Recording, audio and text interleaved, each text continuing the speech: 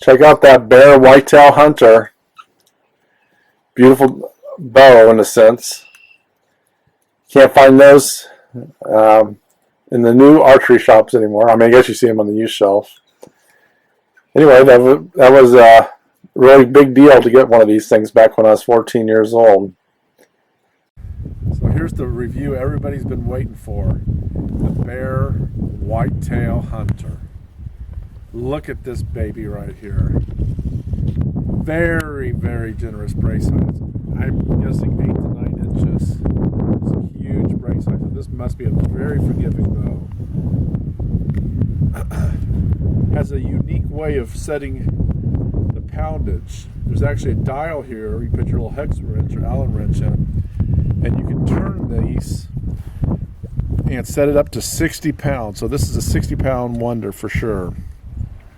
You can even have it A, or you can even take these cables off altogether, and then you have at least a 40-pound bow. So this is a pretty amazing bow. This was actually my first compound bow when I was around 13 or 14 years old.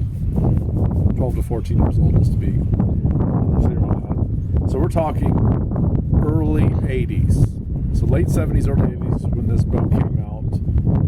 And I just loved this bow. When I went to the pro shop was basically going down to the basement of somebody's house, and they just happened to have a lot of archery equipment they'd sell out of their basement or their garage.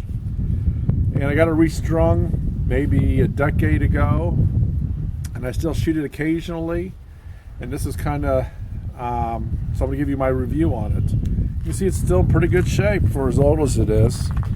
I obviously changed the sight out and things like that, but this was a dream come true when I was 14 years old. I was a kid in the suburbs of Kansas City, and I got to, so I did a lot of backyard shooting.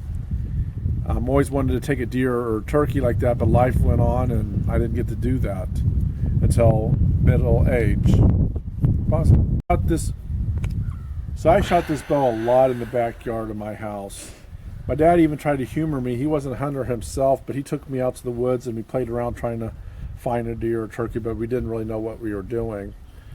But then life went on. I joined the military, and then I went to college, got married, got my career off the ground, and easy to say, 20, almost 30 years later, I get back into archery.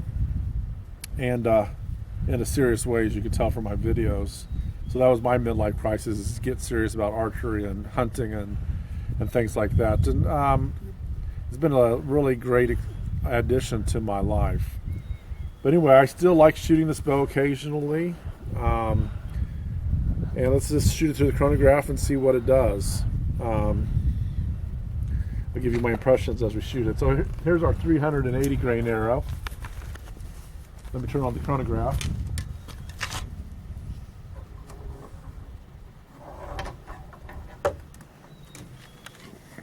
Obviously, these aren't the same kind of arrows you would have used back in the day.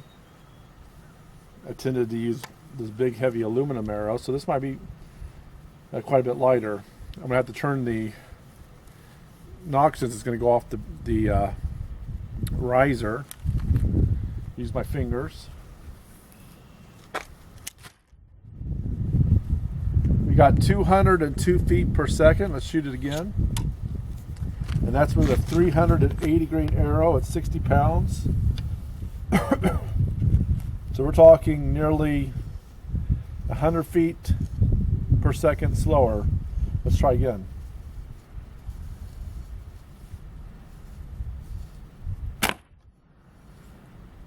"205 feet per second." So that was with a 380 grain arrow. Let's try 400 grain arrow. So it's really kind of shooting like a fast recurve right now.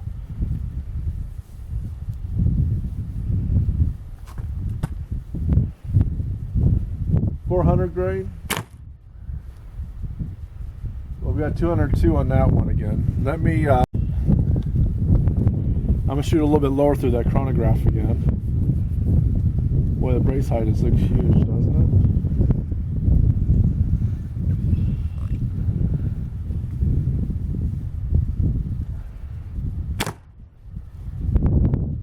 Okay, we got 209 feet per second. I decided to have changed my aim point a little bit. You can see how chronographs can be a little sensitive to that. You got to aim at the same place, so it's kind of going more level through the bow, or through the machine. I think I found the sweet spot. Pull back a little harder. Got a duplicate, 209 feet per second. Let's shoot the 400 grain arrow. 409.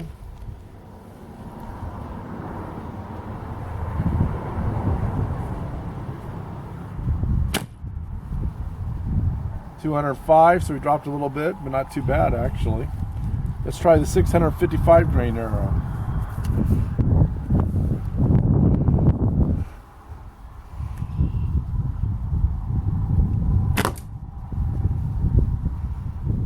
$167 feet per second. So you can see it's basically about 100 feet per second slower than most of the bows we've put on these videos. Even 60-pound bows and things of that nature. However, it still has a special place in my heart. Certainly can't sell it for a lot of money either, so might as well keep it. And I do shoot it occasionally, and maybe someday that dream of taking a deer or a turkey with this bow might actually happen. But anyway, I hope you enjoyed a little back in time, or back to the future, or however you want to put it, of the Bear Whitetail Hunter, one of the bows that really took bow hunting to the public as far as compounds go. Thanks again for watching.